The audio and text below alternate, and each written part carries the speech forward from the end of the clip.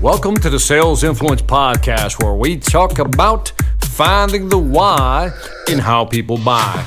I'm your host, Victor Antonio, and today I just want to talk to you about selling. And it's a mindset day. So, I'm not going to, there's no case studies, there's no examples here. I just want to talk to you about selling. And what is selling? Now, I think, and I've mentioned this before, that, when you look at selling, it's not about just trying to sell somebody a product or a service just to get money. I'm often asked, Victor, is money a motivator? Of course it's a motivator, but at the end of the day, it's not the only motivator. It's part of the equation. We got to pay bills. We all have to pay bills, right?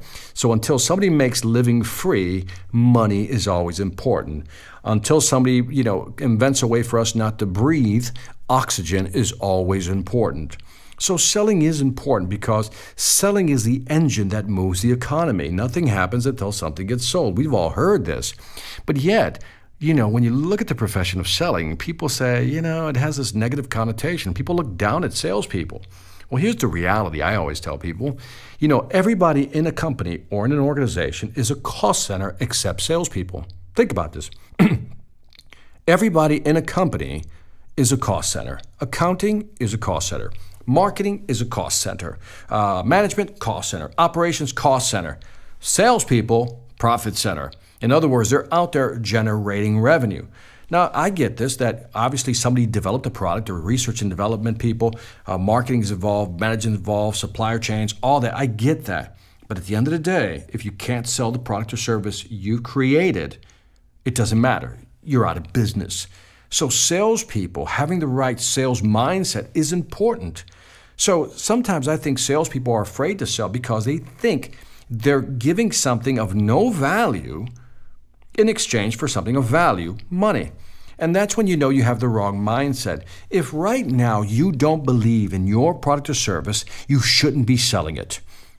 Listen to what I just said. If you do not believe in your product or service, you should not be selling it. In fact, I would call you a thief. Here's why I would call you a thief.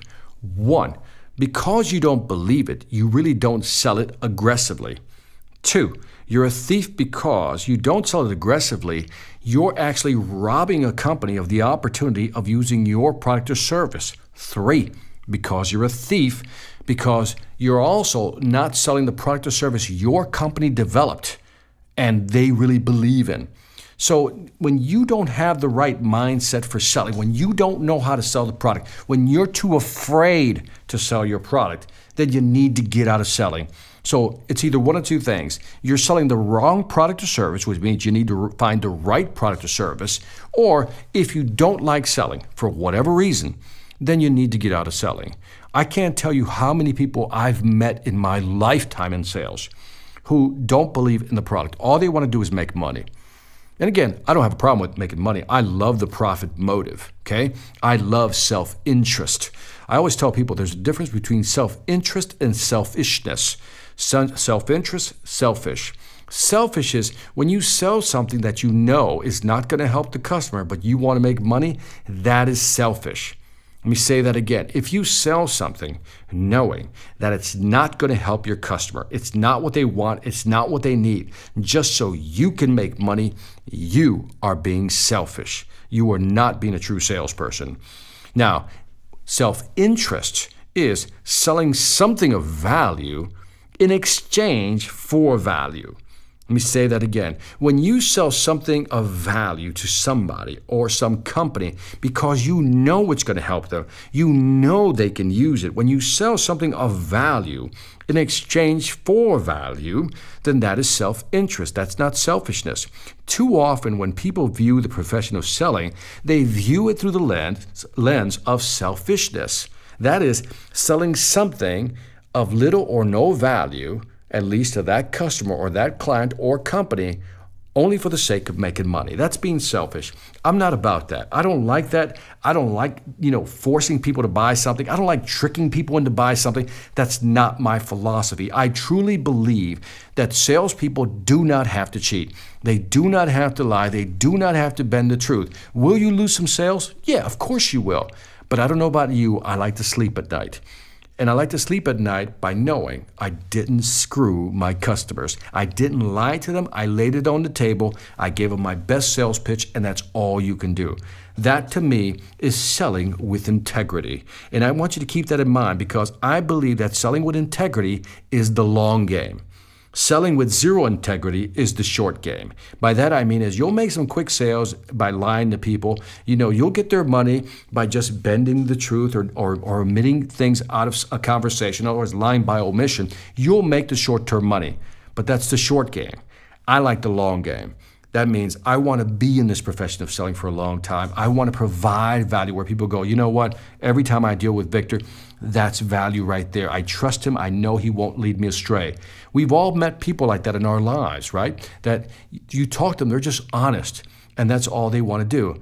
But too often, we get bombarded by the media, or worse, social media. And we see all these people, and you've seen these sponsorship ads, how to make $1 million in 5 days using blah, blah, blah system. How to make da-da-da-da-da and live the life you wanted using blah, blah, blah system. And what they're promising you is that overnight, more or less 4 or 5 days or 5 months, you're going to be a gazillionaire. Now, you know that is a type of sales pitch that is a lie. You know this and I know this, but yet people still fall for it. And you know what? The person that put out that advertisement will probably make some money. They probably will. I don't want to see them make money, but the reality is there's a sucker born every minute and somebody will buy into the program thinking that they're going to be that rich that quick. But again, to me, that's a short-term game because eventually that person's reputation who is selling the product is going to be ruined.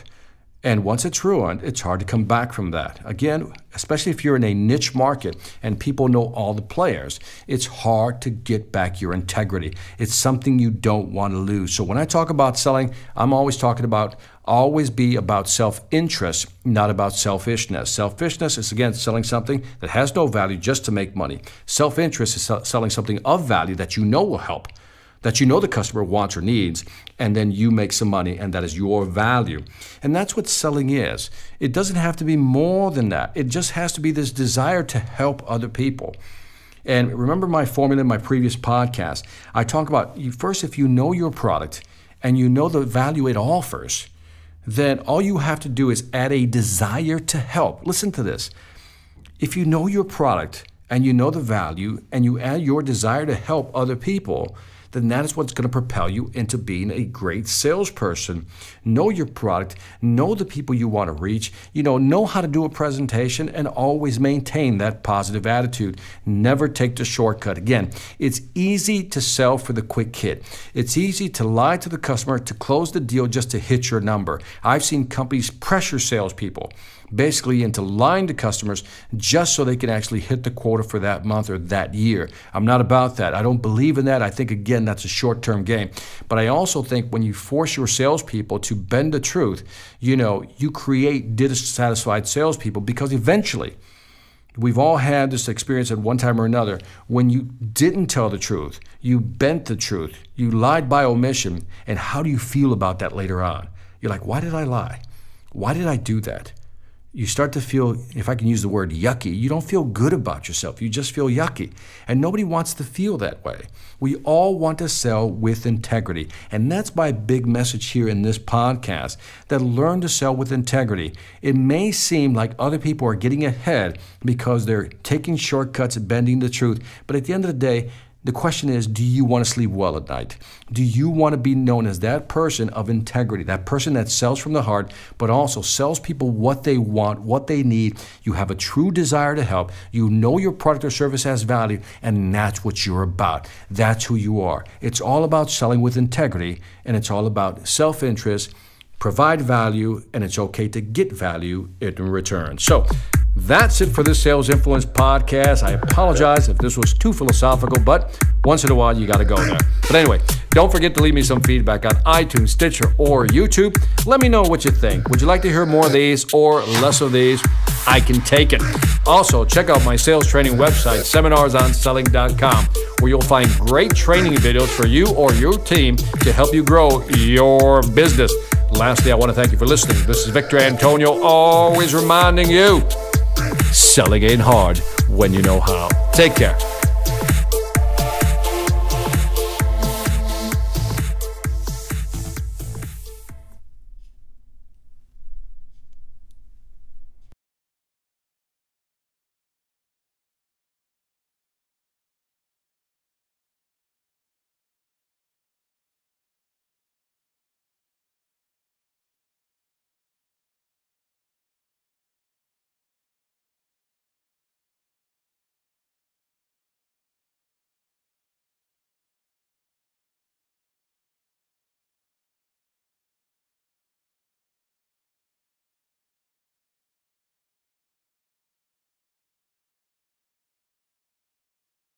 Hi, I'm Victor Antonio. I'm an author, sales trainer, and keynote speaker. I'm often asked, what makes a great speaker? Is it someone who delivers real content that the audience can use? Is it someone who engages the audience so they're part of the learning experience? Or is it someone who can motivate an audience to push them beyond their comfort zone and discover new abilities? The answer is yes. But the most important thing to remember is that I'm not there to look good. I'm there to make my client look good. Simply put, it's never about me, and it's always about them.